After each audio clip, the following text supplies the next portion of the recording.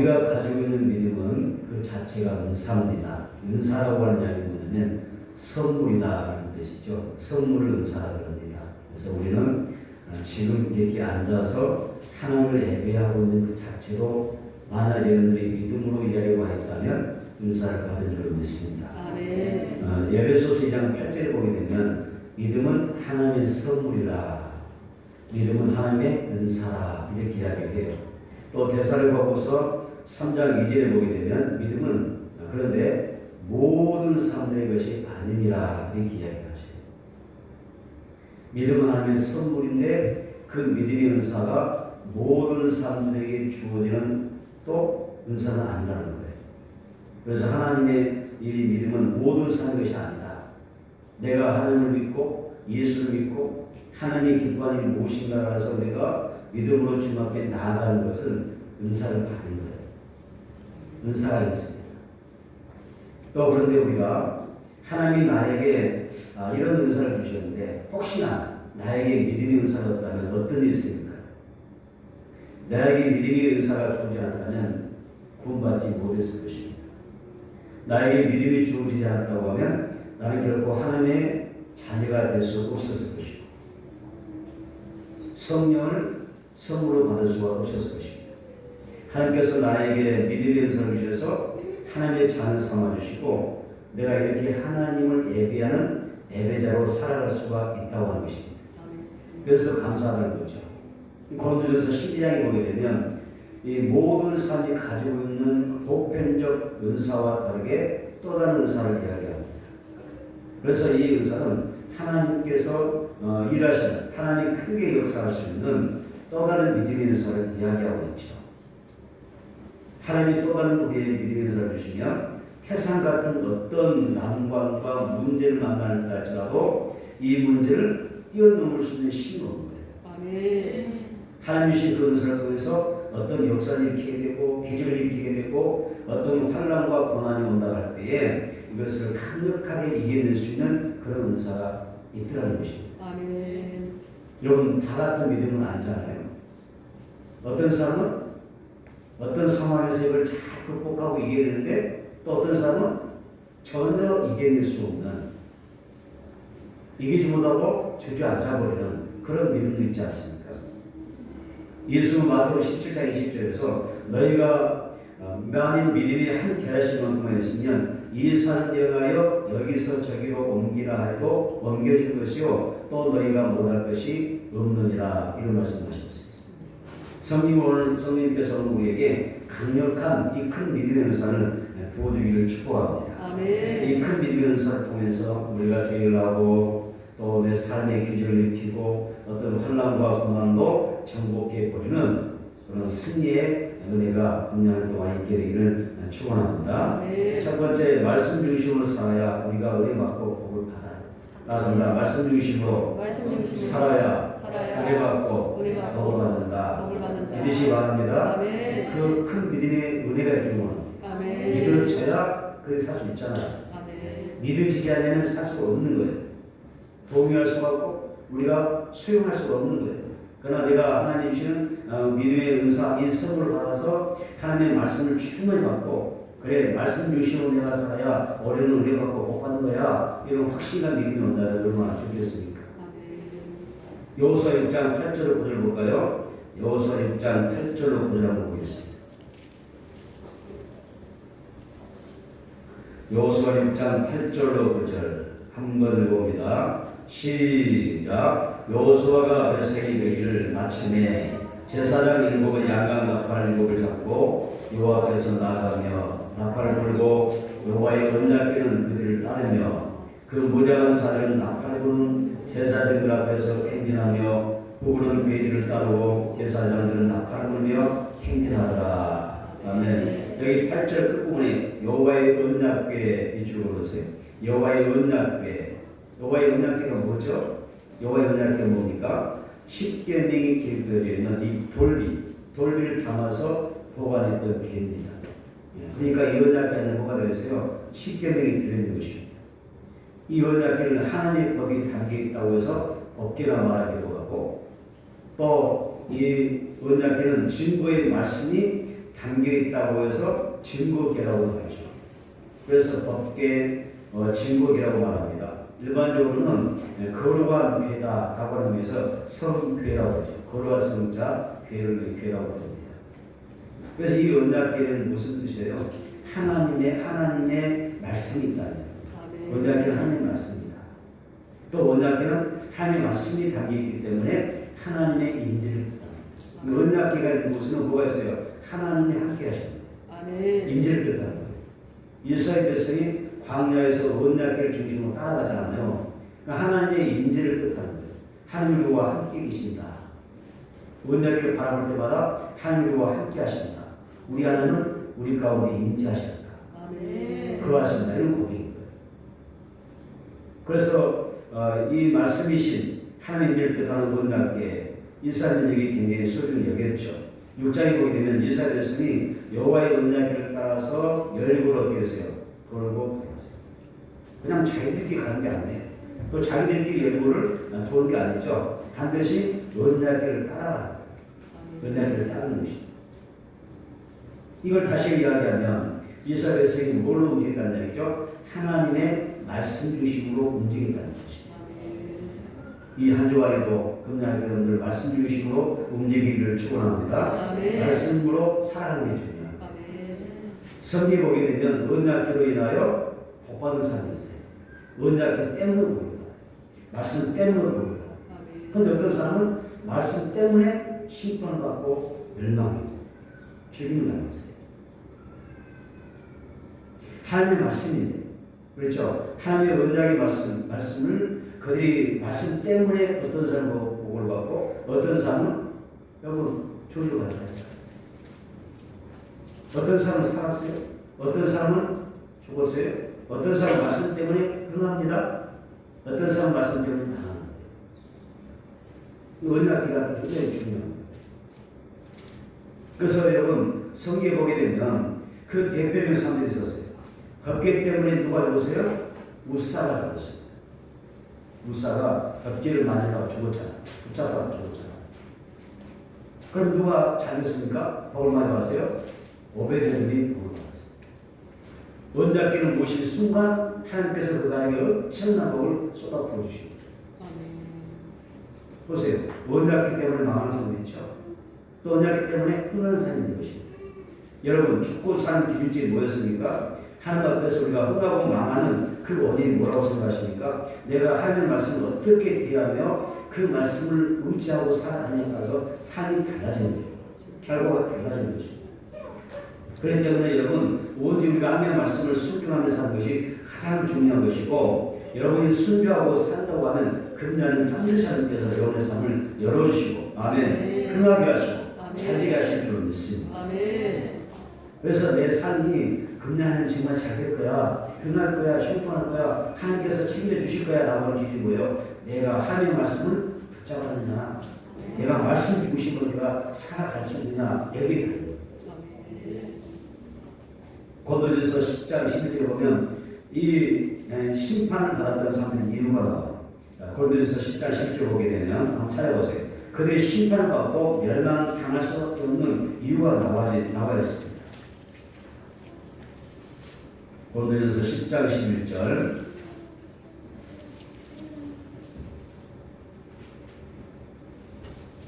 고린도전서 10장 11절 읽습니다. 시작. 그들에게 일어난 이런 일은 공복이야 되고 또한 말세를 만난 우리를 깨우치기 위하여 기록되느니라. 해주세요. 공복이가 되고 우리를 깨우치기 위하여. 하나님의 말씀을 붙잡고 산 사람은 복을 받았고 하나님의 말씀을 붙잡긴 잡았지만 온전 중심을 다해서 하나님의 말씀을 붙잡지 못한 사람들에서 심판을 받았잖아요. 그런데 그것을 성경에 다 기록해 놓았다는 거죠. 기록해 놓은 이유가 뭐냐? 우리에게 뭐하기 위해서? 본보기로 보여주는 거예요.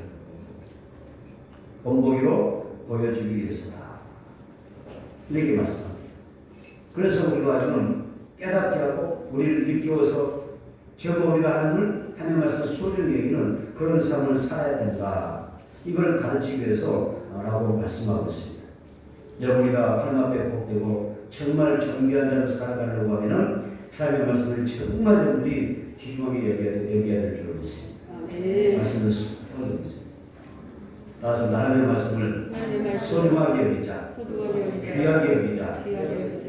그 굉장히 중요해요. 말씀을 들을 때 정말 생명의 말씀을 듣는 게 중요하죠. 정결이 히브리서 4장 12절 볼까요? 히브리서 4장 12절 하나님의 말씀은 한번 보겠습니다.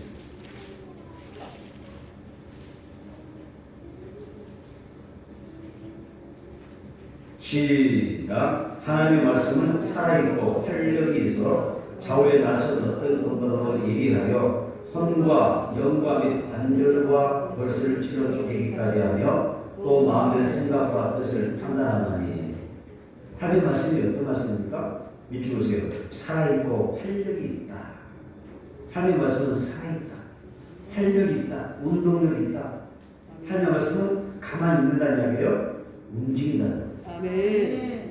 말씀이 선포되면 그 말씀이 이루어질수록 말씀이 단박지 않은 거예요. 아멘. 여러분의 심령을 달려가고, 여러분의 가정을 향해서 말씀이 달려가고, 여러분의 생활 속에 달려가고, 여러분의 직장 가운데 말씀이 달려가는 거예요. 내 가게 가운데 말씀이 달려가는 거예요. 내 자녀 가운데 말씀이 달려가는 거예요. 뭐 하려고? 살고 활동에 대해 하는 말씀이 그 말씀을 성취하시고, 말씀이 역사하는 간이 되기 원합니다. 그 다음에 뭐라고 써요? 주셨습니다. 혼과 영과 및 관절과 골수를 찔러 쪼개기까지 하며 그랬잖아요. 혼과 영과 및 관절과 골수를 찔러 쪼개다. 그 다음에 마음의 생각과 뜻을 판단한다, 감찰한다라고 해요. 하나님의 말씀은 살아있기 때문에 또 운동이 있고 활력이 있다고 했어요. 이 말씀이 살아있고 활력이 있다고 하는 것은 무슨 뜻이에요? 하나님의 말씀은 반드시 이루어진다는 뜻입니다. 말씀이 이루어질 줄 믿습니다. 오늘도 이 말씀이 선포되는데 이 말씀이 정말 내가 레마의 말씀을 받아서 나의 말씀을 내리면 그 말씀이 이루어지는 거예요. 성취된다는 거죠. 하나님은 영원히 살아계시며 말씀으로 천지를 창조하시고 말씀으로 그 만드신 세계를 다 다스리고 있기 때문에 우리가 지금 듣고 앉아있는 이 말씀도 살아서 역사하는 줄로 믿습니다. 하나님의 말씀은 살아있고 라고 하는 것은 하나님의 말씀은 시간과 공간을 초월하여 신자든 불신자든 타종교든 이슬람권이든 불교권이든 다무한다는 무신론자든 무속신앙이든 다 하나님의 그 말씀에 절대적인 후소력 안에 있다는 뜻이에요. 예수 믿는 사람만 성경 말씀에 단대가 안 해요. 믿지 않는 사람들 다 하나는 성경에 적용하십니다. 불신자에게 다 적용합니다. 그래서 하나님의 말씀은 가보는 모든 세대에 심판과 구원을 가져온다는 그런 말씀이죠. 여리고 사람들 어땠어요? 하나님의 언약궤가 다 찾아오니까 여리고는 심판을 하죠. 불신자들 다 심판받는 거예요. 이교도들도 하나님의 말씀에서 벗어날 수가 없어요. 심판을 받아요. 또 어떻습니까? 자, 이렇게 여리고 사람들은 언약궤 심판을 받지만 이스라엘 민족은 이 언약궤 때문에 뭘 받아요? 구원을 받잖아요. 성경은 최고의 모든 인격이 주시는 축복이지만 내 가족에게 주시는 축복이지만 지금 예수 믿지 않는 내 남편도 내 부모 형제도 그를 축복이 말씀이지만 그렇죠? 생명의 말씀이지만 동시에 이 성경을 무시하고 업신여기고 하나님 앞에 반역하고 대적하게 되면 피할 수 없는 심판을 받는다고 하는 게 성경입니다. 그래서 성경은 심판과 구원을 함께 하는 것입니다. 말씀은 하나님의 인격이기 때문이죠. 그래서 내가 하나님의 말씀 업신여기게 되면 하나님을 업신여기는 거예요. 내가 하나님의 말씀을 들을 때 그 말씀을 내가 속이 대하고 그냥 그런 말씀이야 라고 생각하면 여러분이 그 이야기하게 이야기하는 거냐면 하나님은 그저 그런 분이야 이런 표현이 됩니다.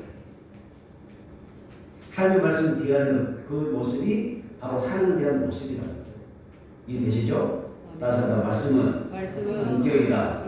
하나님은 인격이다. 말씀은 곧 하나님이시다. 아멘? 말씀은 하나님입니다. 말씀을 어떻게 대하는가 해서 하나님 대하는 모습이기 때문에 여러분들이 한 그리스도 성경은 말씀에 순종하라 그러면 복을 주겠다 이렇게 성경에 기록되어 있잖아요. 그건 뭐냐면 하나님을 그렇게 대하는 대로 주겠다는 것이에요. 은혜 주시기 때문에. 내가 하나님을 사랑한다고 하는데 말씀을 사랑하지 않으면 안 되잖아요. 정말 내가 사랑하고 하나님을 정말 하나님을 기쁘게 드리고 그러다면 하나님의 말씀에 순종하는 그런 삶을 사는 게 당연한 거잖아요. 아멘. 우리는 이러한 것을 잘 생각해 볼 필요가 있어요.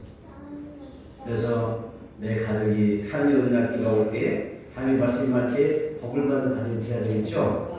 그러면 내 가정이 하나님을 없이 여기지 않게 해주세요.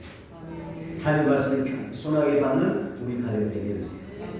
그리고 마귀는요 항상 말씀 가지고 장난치잖아요. 예수님에게도 말씀 가지고 막 장난쳤잖아요. 또 마귀에 잡힌 사람들은 꼭 성경 가지고 믿는 사람들도 말씀 가지고 이렇게 막 공격하고 하나님 그러라고 그랬냐? 하나님 너희들이 그렇게 살아가라고 그러더냐? 그렇게 살아고 해서 다 말씀 가지고 장난치잖아요. 다시 말하면 하나님의 말씀이 내 가정 안에서 없인 여김 받지 않도록 기도하자는 얘기예요.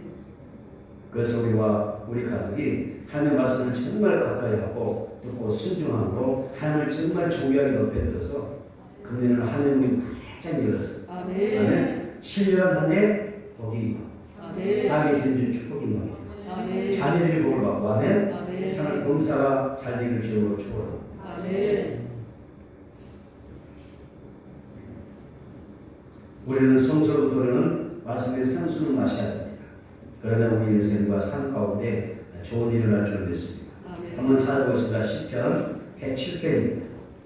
시편 107편 20절 한번 보겠습니다.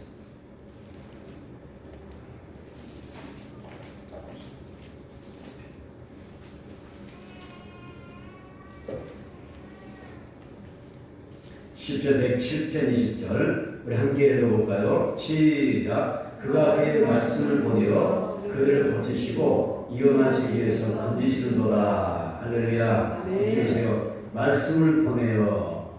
이건 얼마나 귀한 말씀입니까? 하나님이 말씀을 보내어. 예수님이 말씀을 보내어. 말씀을 내 가정에 보내셔서 아멘. 말씀을 하나님께서 우리 교회에 보내주셔서 아멘.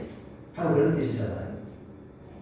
여기 보면 하나님께서 우리를 도와주신데 뭘 보내셔서 말씀을 보내셔서 도와주신다. 아멘. 말씀을 보내셔서 도와주신다. 하나님 도와주세요. 그냥 이게 우연히 된 게 아니라 하나님 도와주실 때 뭘 보내요? 말씀을 보내셔서 돕는 거예요.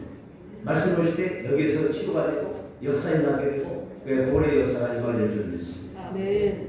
그래서 여러분 우리가 교회를 나오는 이유가 중요한 거예요. 예배 열심히 참석해야 되는 이유도 중요한 거예요. 왜? 하나님 나에게 말씀을 보내시기 때문에. 아멘. 나에게 말씀을 주시는 시간이기 때문에 내가 할 수만 있으면 한 시라도 더 하나님의 말씀을 듣고 사모하고 그 말씀을 나의 것으로 내 가정의 것으로 받아들여야 해요. 아멘. 예. 성수로 또 뭐가 그래요? 흐르는 물이 있어요. 말씀의 생수가 흐르는 물이 있습니다. 아멘. 성령의 생수가 흐르는 물이 있습니다. 흐르는 그 물을 마시는 거예요. 말씀을 사모하고 말씀을 의지하고 붙잡는 사람은 반드시 그 말씀을 역사하여 그대로 되어진 역사가 함께할 줄 믿습니다. 요한복음 4장 46절 이하에 보게 되면 왕의 신하라는 사람이 있어요. 이름은 나오지 않는데 왕의 신하가 있어요. 이 신하가 있는데 그 신하의 아들이 죽을 병이 든 겁니다. 죽을 병이 들어서 있었는데 다급하니까 이 신하가 예수를 직접 찾아왔습니다. 찾아와서 예수님에게 내 아들의 병을 고쳐라. 이 아들이 죽게 다 죽어갑니다. 죽을 병을 했습니다. 살려주세요. 이렇게 간청하니까 예수님이 어떻게 하셨어요? 한번 찾아볼까요? 예수님이 뭐라고 하시는 건가요? 요한복음 4장 50절 52절 한번 보겠습니다. 요한복음 4장 50절 52절 하셨으면 같이 읽어봅니다. 시작. 예수께서 이르시되 가라 내 아들이 살아있다 하시니 그 사람이 예수께서 하신 말씀을 듣고 가더니 내려가는 길에서 그 종들이 오다가 만나서 아이가 살아있다 오늘 본다 그 낫기 시간들을 물은즉 어제 7시에 일기가 떨어졌나이다 하는지라. 아멘. 50절 가라 내 아들이 살아있다. 이 아들이 어떤 아들이세요? 병으로 다 죽어가는 아들이세요. 다 죽어가는 아들입니다. 죽어가는 아들을 살려달라고 매달렸잖아요. 그런데 그 아들이 살아났다. 자, 예수님께서 아들을 살려주세요. 병으로 죽어갑니다라고 할 때 가라 내 아들 살아있다. 살아났다. 내가 치료줬다라고 말씀하는 거예요. 그러니까 그 사람이 어디 계세요? 예수님 좋습니다. 예수께서 하신 말씀을 믿고 가더니 보편적 믿음이 아닌데 죽어가는 아들이 살아나는 날 것을 믿는 것은 아무나 믿는 믿음이 아니잖아요. 큰 은사죠. 큰 믿음의 은사죠. 죽어가는 아이가 병에서 완전히 피해서 건질받고 일어설 수 있는 생명을 다시 회복할 수 있는 것은 큰 믿음의 은사인 거예요. 아멘. 그래서 예수께서 하신 말씀 믿고 가더니 믿음의 은사를 그가 받은 겁니다. 아멘. 그리고 자 끝부분에 51절 종들이 오다가 길에서 만났는데 그래서 아이가 살아있다 하거든요. 주세요. 살아있다. 그때 52절 시작이 뭐라고 했죠? 신하가 뭐라고 했어요? 미쳤습니다. 그 낫기 시간을 부르는 자세. 이 신하는 어디에 초점을 두고 있어요? 예수님이 말씀하신 그 때를 말하는 거예요. 내 아들이 살아있다라고 하는 그 때를 물어보는 거예요. 내 아이가 고침 받았을 때, 살아났을 때 그 때가 몇이냐? 예수님이 말씀하신 그 때와 내가 그 아들들이 살아난 때가 같느냐, 맞느냐 이걸 물어보는 거예요. 그러니까 이 신하는 뭘로 반응했어요? 믿음의 은사로 반응하고 있습니다.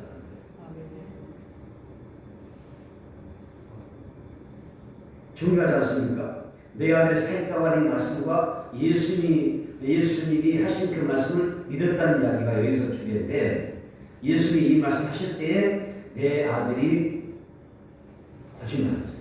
그런데 그때 예수님이 하셨어요. 시공간을 초월하여 말씀을 보내사 이런 얘기예요. 말씀을 보내사 예수님이 말씀하실 때 말씀이 친히 찾아가서 그 말씀이 이 아이를 살려놓는 거예요. 아멘. 아멘. 오늘 우리 그 의미 필요하죠. 하나님 내 가정에 말씀을 보내사 기질할 줄 믿습니다. 아멘. 하나님의 말씀이 임하면 내 가정에 평안이 말 줄 믿습니다. 아멘. 하나님의 말씀이 임하면 내 가정에 고려사가 임하게 될 줄 믿습니다. 아멘. 예수의 말씀 보내시면 우환과 질고와 틈탈이 못할 것이고 병마가 떠나가게 될 줄 믿습니다. 아멘. 여러분의 진실한 믿음으로 하나님의 말씀을 붙잡고 믿음에 순종할 수 있다면 사업이 되든지 직장이든 시험이든 어떤 상황 어떤 결혼 문제든 간에 하나님께서 도와주시고 책임져 주실 줄 믿습니다. 아멘. 말씀을 보내서 말씀의 삶 가운데 올려면 하나님께서 말씀을 보내시는 거 어떻게 하세요? 말씀으로 뭐 해야 되세요? 은혜 받아야 됩니다.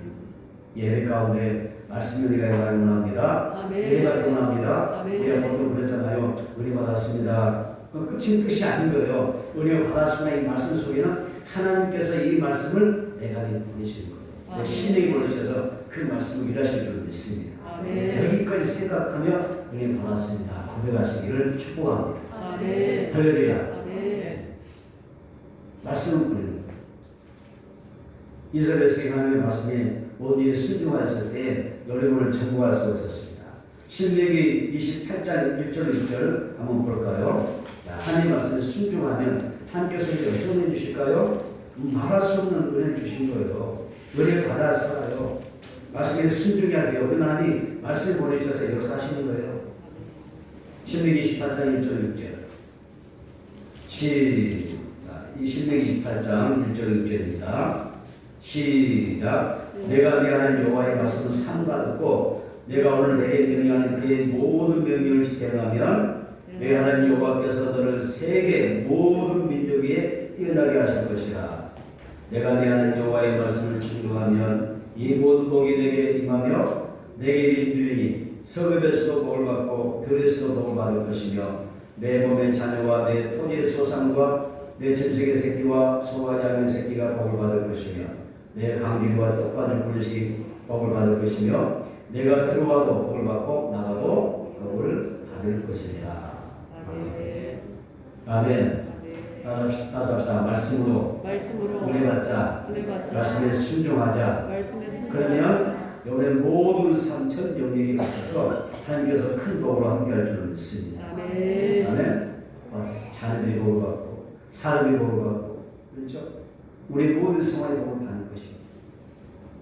여러분 하나님의 말씀을 잘 듣고 순종해야 우리가 복을 받는다고 하는 것들이 꼭 기억하며 살았으면 좋겠어요.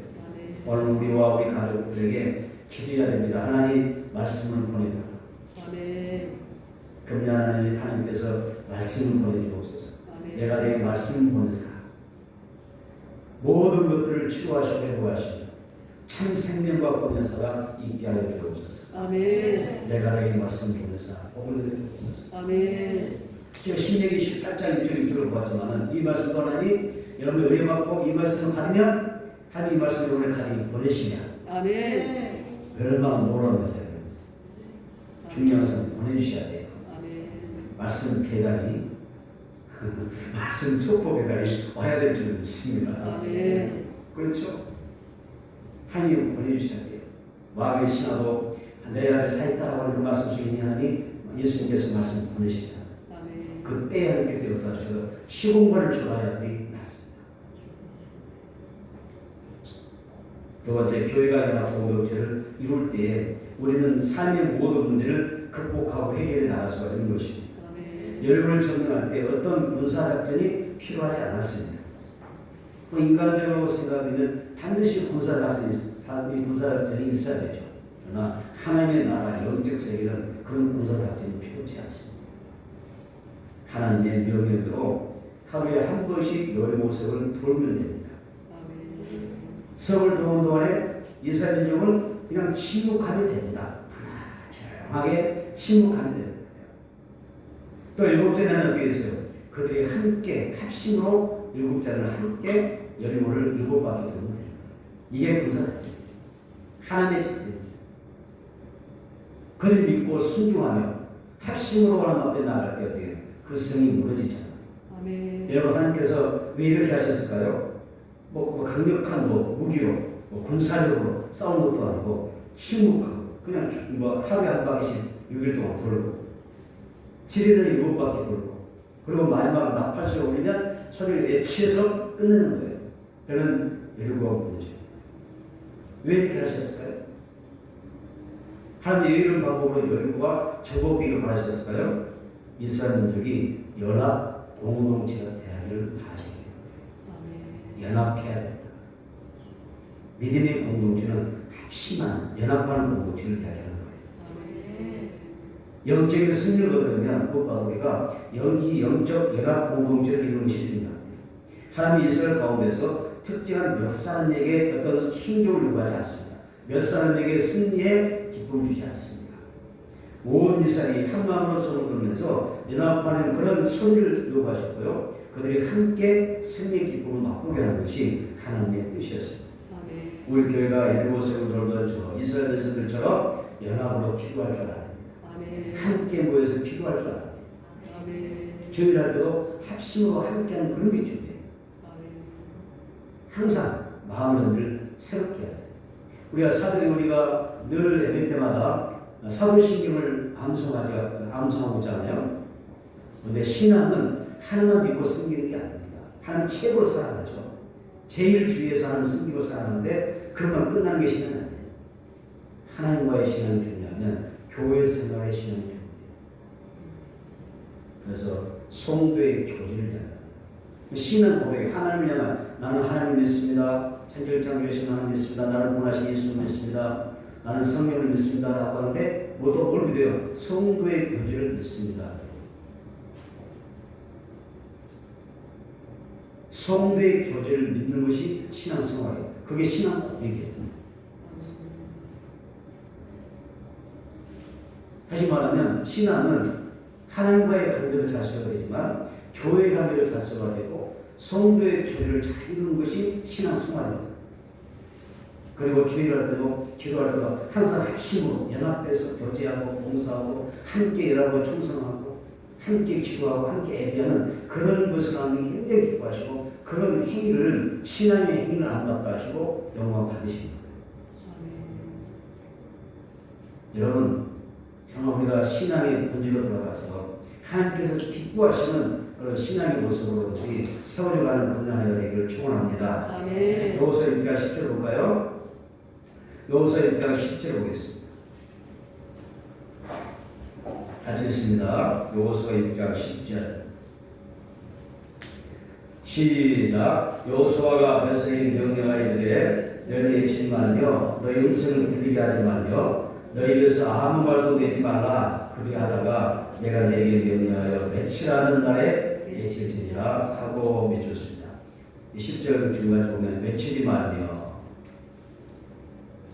그 당시 인구가 한 200만 명 정도가 예루살렘으로 돌아왔다고 해요. 그 사람들이 어떻게 한 소리 나오지 않을 수 있겠습니까? 그게 이렇게 예배 드다 보면 어린아이들도 말하고 떠들기도 그러잖아요. 마음을 되지 않잖아요. 근데 우리 아이들은 참 예배 드리면서 전화하고 다양하게 예배 드리기 얼마나 이쁘고 사랑스럽고 복 많이 받을 줄 믿습니다. 근데 200만 명이 예루살렘 볼 때 얼마나 시끄럽겠어요? 안 시끄러운 게 정상입니까? 시끄러워야 정상이죠. 얼마나 복잡하고 시끄럽겠어요. 그런데 하나님은 외치지 말라. 이게 명령이에요. 외치지 말라. 그 다음에 뭐죠? 너희 음성을 들리게 하지 말라. 이 쉬운 이야기였습니까? 그렇게 결국 쉬운 이야기도 아니에요. 또 아무 말도 얘기 말라. 보세요. 인구 200만 명이 넘는 그 사람들이 예루살렘을 하루에 한 바퀴씩 돌고 7일째는 7바퀴 도는데 외치지 말고 너희 음성을 들리기도 하지 말고 아무 말도 하지 마라. 이렇게 말씀하십니다. 이 정도 되면 이스라엘 민족 가운데 뭐가 나타나요? 불평이 터져나올 수밖에 없어요. 아니 이런 상황에서 이런 실실 가운데 어떻게 아무 소리가 안 나고 있어요? 여러분 적을 앞에 두고 성벽을 공격하는 것도 아니고 왜 이렇게 돌아올 때 얼마나 떼앞에 때 돌리는 얼마나 힘들겠어요. 불평하고 원망하는 말, 비평하는 그런 말들이 얼마나 많이 쏟아지겠어요. 하나님께서 뭐라 합니까? 그런 것은 절대 연합공동체에 도움이 안 된다고 하는 것을 훈련하는 거예요. 사실 여러분 그때 공동체 안에서 부정적인 말이 나오지 않는 것이 비정상적일 수가 있습니다. 현실이 그만큼 어렵고 암울했기 때문입니다. 그러나 하나님은 그들에게 부정적인 말과 불평의 말을 일치하지 못하게 합니다. 가끔 어떤 사람들은 악평한 사람들이 있어요. 교회를 악평하고 믿는 사람을 악평한 사람들이 있어요. 또 아무리 좋은 의도를 가지고 이야기한다 할지라도 여러분 교회를 비평하는 것은 하나님을 비평하는 거예요. 또 믿는 사람들 가운데도 위로 열심히 믿는 사람들이 좀 저기하는 사람들만 비평하는 경우도 있잖아요. 그것도 옳지 않은 것입니다. 우리가 그런 것을 주지 않았어요. 우리는 믿음의 주관자를 주지 않으려고 오히려 그들에게 기쁨을 주고 그들의 믿음을 세워주는 그런 역할을 하고 부르신 거예요. 아무리 좋은 의도를 가졌을지 맞는 이야기를 할지라도 우리가 원망하고 불평하고 비평하는 그런 자리에 서게 되면 절대로 우리는 하나님의 의를 낼 수도 없고요. 선한 예를 낼 수가 없는 거예요. 하나님께서 기뻐하지 않는 것입니다. 그래서 우리는 이것을 조심해야 돼요. 속담 있잖아요. 무슨 속담인가요? 누워서 침 뱉으면 누구에게 떨어져요? 내게 떨어져요. 내가 예수를 핍박할 수 없어요. 내가 교회를 핍박합니다. 내가 누군가를 믿는 사람 정죄하면 내 역사도 역시 정죄를 받는 거예요. 교회 일을 먼저 생각하고 항상 나를 내놓고 나를 희생하고 수고하는 분이 되기를 바랍니다. 그것이 복받는 길입니다. 그래서 좋은 말을 많이 하고 사랑의 말을 많이 하고 칭찬하는 이야기 많이 하고 세우는 이야기 많이 하면 돼요. 공동체에서 비평을 안 해요. 세우는 입장이니까 그 사람의 믿음을 주관하는 사람이 아니에요. 이해되시죠? 잘해야 됩니다. 자, 제사장들이 나팔을 불 길게 불자 이스라엘 백성들이 동시에 크게 소리를 지르며 외치자 경관 예루살렘이 무너집니다. 이 순간 이스라엘족이 하나가 된 것입니다. 어느 한 사람도 나나 지배하는 사람은 없습니다. 또 단발을 하지 않았습니다. 하나님은 바벨탑 언어를 사용하지 않습니다. 그 언어들을 다 틀어버리죠. 여러분 언어가 하나가 될 때에 놀라운 힘이 생기게 되고 승리하게 될 줄 믿습니다. 그래서 여러분은 여러분 성벽의 그 함락 작전은요, 여러분 언어가 연합되고 통일될 거예요. 예수 마태복음 18장 19절 20절에서 진실로 다시 너에게 이르노니 너희 중에 두 사람이 땅에서 합심하여 무엇을 구하면 하늘에 계신 내 아버지께서 그들을 위하여 이루게 하시리라. 그래서 사람이 내 이름으로 모인 곳에는 나도 그들 중에 있느니라. 이렇게 말씀하십니다. 전능하신 하나님은 여러분 공동체 가운데 함께 하십니다. 어떤 형편과 제도에서 우리들이 하나가 되고 연합될 때 여러분 여리고가 무너지는 것을 경험하게 될 것입니다. 여리고도 무너지고 교회 앞에 닥치는 여리고도 무너지는 그런 경험을 체험하게 될 거예요. 약속의 가나안 땅에 열 줄 믿습니다. 세 번째, 우리 각자가 하나님 주신 말씀을 따라 선포하며 살자. 우리 각자가 하나님 주신 말씀이 있어요. 내게 주신 말씀이 있습니다. 그 말씀을 따라 선포하며 사는 것입니다. 고고학자들에 따르면 여리고는 이중으로 축제된 난공불락의 요새라고 합니다. 그래서 일단 이 성문을 닫아버리면 아무도 열 수가 없어요. 이것을 열 수가 없어요. 그래서 이 여리고 성문은 철저하게 이스라엘 주인이 나타나니까 성문을 걸어 잠궈 버리잖아요. 열 수가 없어요. 무너뜨릴 수가 없어요. 이 영적 능력을 볼 때 여리고 성은 인간의 힘으로 도무지 해결할 수 없는 것입니다. 그것은 우리 하나님의 능력으로만 정복될 수 있다고 하는 이야기입니다. 여호수아 1장 10절 한번 읽어봅니다. 시작. 이에 벳을 외치고 제사장들은 나팔 불매 백성이 나팔 소리 들을 때에 크게 소리 질러 외치니 성벽이 무너져 내린지라. 백성이 앞으로 가기 나아가 그 성에 들어가서 그 성을 점령하고. 아멘. 여기 보면 이스라엘 백성이 여리고 성을 때 뭘 쫓아가세요? 언약궤를 쫓아가죠. 언약궤를 쫓아갑니다. 쫓아가는데 언약궤는 뭐가 담겼다고 하세요? 10계명 돌판이 들어있는 상자를 했습니다. 그래서 다시 우리가 말하게 되면 이스라엘 백성이 하나님의 말씀을 따라서 여리고를 도는 거예요. 하나님의 말씀을 따라 도는 거예요. 그냥 도는 게 아니라 그냥 여리고를 도는 그 뜻이 아니라 그 이스라엘 백성이 일주일 내내 뭐 했다는 이야기죠? 얘는 뭐 했다는 거예요? 말씀을 따라 그들이 움직였다는 이야기예요. 내 힘으로 도무지 해결할 수 없는 여리고 같은 그러한 일을 만났을 때 우리가 할 수 있는 것은 한 가지밖에 없어요. 하나님의 말씀을 붙잡는 거예요. 아멘. 예수는 바람과 바다를 꾸릴 때 뭐라고 해주셨습니까? 잠잠하라, 고요하라 해주셨습니다. 그랬더니 바람과 바다가 잠잠해집니다.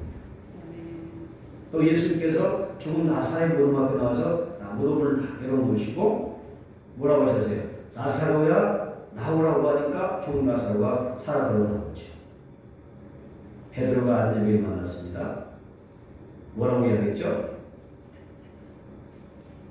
말씀 의자에 외치는 거예요. 뭐라 외칩니까? 나사로의 예수로 일어나 걸어라. 아멘. 일어나 걸어라. 자 보세요. 예수님이 고요하라 잠잠하라 죽은 나사로에서 나사로 나오더라. 베드로가 예수의 보이나 걸어라. 뭐가 되세요? 여기는 믿음의 선포가 있잖아요. 믿음의 선포가 있습니다. 자, 여기에서 여러분 중요한 이야기가 있습니다. 진정 내가 하나님의 살아계심이 있는다면 그 하나님 우리의 하나님이라면 우리가 뭐가 있어야 되죠? 나에게도 나에게 믿음의 은사가 있잖아요. 이 믿음의 은사 플러스 애침이 있어야 한다는 거예요. 아멘. 나서가 선포하라. 선포하라. 외쳐라. 외쳐라. 외쳐라. 외쳐라. 선포 외침이죠. 아멘. 여러분 외치고 선포하면 될 줄 믿습니다. 아멘. 여러분 답답하면 선포해야 돼요. 아멘. 말씀을 가지고 믿음을 가지고 어떤 문제가 있으면 그 문제에서 선포하는 거예요. 아멘. 나서가 일어나라 선포했던 거죠. 바람아 잠잠하라 고요하라 외쳤던 거죠. 예수님으로 일어나 걸라고 했던 것처럼 외침이 있어요. 그러니까 우리 일반적으로 믿음은 다 있어요. 믿음의 은사는 다 가지고 있지만 그 믿음의 은사가 폭발할 수 있도록 하나님 일할 수 있도록 역사할 수 있도록 일하지 않아요. 그게 뭐냐면 외침, 선포. 여러분 이 한 주간 많이 외쳐보세요. 믿음을 선포하시기 바랍니다. 한 되뇌학자가 이런 말을 했습니다. 우리의 뇌세포는 98%가 말의 진을 받는데요. 나의 뇌세포가 98%가 내가 한 그 말에 지배를 받는답니다. 그래서 건강한 사람도 아프다, 나 아프다 하면 진짜 아프지는 거예요. 안 그래요? 멀쩡한 사람이 탄산 한 병 들고 나는 좀 몸이 좀 그러면 나 감기 올라온가 봐. 그럼 진짜 감기 와요. 내 말에 뭐가 지배를 받아요? 내 뇌세포가 90, 아까 몇 프로 했죠? 8%가 지배를 받아요. 내 몸이 지배를 받아요. 하나님이 그 말에 창조를 주신대. 하나님 말씀 천지를 창조하셨듯이 우리에게 언어를 주셔서 창조의 능력을 주시고 입으로 신에서 보았잖아요. 입으로 신에서 보았잖아요. 그러니까 내가 정말 멀쩡해서 나 아프다 하면 진짜 아프지니까요. 나 피곤하다 이거 금방 피곤해져요. 저도 그런 거 경험할 게 있더라고요. 열심히 뭐에게 책상 때도 하다가 피곤하다 졸리다 진짜 졸리더라고요. 갑자기 졸리더라고요. 그때는 꼭 앉아도 안 돼. 내 몸이 그렇게 반응이 보여요. 이 방금 전까지도 멀쩡했던 사람이 피곤하다, 졸립다, 아니면 막 마음이 괴롭다 하면 진짜 그렇게 내 몸이 그렇게 가잖아요. 또 나는 매사에 운이 없다, 재수가 없다, 오늘 할 일이 잘 안 될까봐 나는 뭐 항상 운이 없어. 이렇게 하면 내 몸이 반응하고 내 인생이 반응하는 거예요. 그래서 여러분, 우리는 말에 얼마나 중요합니다. 미운 사람도 좋다고 하면 좋아지는 것이고, 미운 사람도 내 아들을 사랑한다면 사랑이 되는 것입니다. 이 같은 성경이 기록하고 있습니다. 이것은 사실이다. 이렇게 된다는 얘기죠. 한번 찾아보겠습니다. 잠언서 4장 24절. 잠언서 4장 24절. 믿음으로 좋은 말을 선포하기 바랍니다. 기적이 나기를 바랍니다. 잠언서 4장 24절.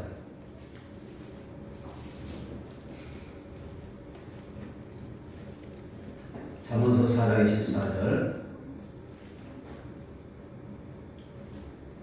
성경에 이미 기록이 나왔어요. 너의 말대로 된다는 거예요. 자, 이겁니다. 시작. 구부러진 말을 내 입에서 버리며 비뚤어진 말을 내 입에서 멀리하라. 이쪽에서요. 구부러진 말, 비뚤어진 말. 내가 구부러진 말하면 내 인생이 그냥 말대로 구부러지는 거예요. 비뚤어진 이야기를 하면 언어를 사용하면 내 인생이 그냥 비뚤어지는 거예요. 잘못되게 간다는 거예요. 말의 씨가 되고 또 열매가 맺힌다는 거예요. 그러니까 내가 한마디를 내놓더라도 하나님께서 일하시고 역사하도록 내가 좋은 것을 쏟아내야 돼요. 아멘. 믿음이 말해야 될 줄 믿습니다. 소망이 말해야 될 줄 믿습니다. 비전과 꿈의 이야기가 될 줄 믿습니다. 된다고 말해서 해야 돼요. 할 수 있거든 무슨 말이냐. 믿는 자에게 능치 못할 일이 없느니라. 이런 말을 해야 됩니다. 무엇인지 주님을 믿고 믿음이 말을 선포해야 됩니다. 바로 그때 하나님께서 일하기 시작합니다. 여러분들 여러분의 인생에 열릴 줄 믿습니다. 열릴 줄 믿습니다. 건강이 회복될 줄 믿습니다. 조금 크게 해주세요. 건강이 회복될 줄 믿습니다. 아멘. 태만이 임할 줄 믿습니다. 여러분의 물질이 회복될 줄 믿습니다. 산업이 회복될 줄 믿습니다. 여러분의 영이 회복될 줄 믿습니다. 범사될 줄 믿습니다. 우리의 자녀들이 지금 가지고 있는 여러 가지 문제를 계획하는 것들도 이 한해는 청구할 줄 믿습니다. 하나님 말씀으로 일하실 줄 믿습니다. 말씀을 정리하겠습니다. 여러분 과거를 기억하는데 사용하는 능력은 뭐라고 그러죠? 기억력이라고 해요. 과거를 기억할 수 있다면 기억력이 있다는 거죠. 또 미래를 바라볼 수 있는 사람을 향해서 이 사람에게 그 능력은 상상력이라고 합니다. 그러나 과거를 기억하지 못하는 사람은 뭐라고 하죠? 과거를 기억하지 못하면 기억 상실증 환자라고 치료를 받습니다. 중요한 것은 우리 중에 과거의 일을 잘 기억해 되면서도 나의 미래를 생각하지 못하고 상상하지 못하는 사람이 있습니다. 이 사람은 무슨 병이 걸렸을까요? 상상 상실증이 걸리는 것입니다. 오늘 성령님께서 여러분의 상상 상실증을 치료해 주시기 바랍니다. 예수 안에서 꿈을 꾸게 되고 예수 안에서 비전을 품게 되고 아멘. 예수 안에서 보다 더 나은 내일을 품을 수 있는 상상력이 비전과 꿈이 여러분들에게 있어지기 바랍니다. 여러분 성령의 충만함으로 미래를 꿈꾸십시오. 그리고 잘 되질 지금보다 지금 나의 현실보다 더 잘 되어져 있는 그런 현실의 상것들을 내일을 상상해 보십시오. 그래서 이 문제의 누들 앞에서 무너져라, 떠나가라, 치유되라, 회복되라, 편안하라. 가서 봅시다. 무너져라, 떠나가라, 치유되라, 해결되라. 승부하면서 살아갈 수 있는 이 한 주간의 되기를 축원합니다. 여러분 반드시 하나님께서 도와주시고 여러분들에게 승리를 안겨주실 줄 믿습니다. 그리고 제목되는 한 해가 되기를 주님으로 축원합니다.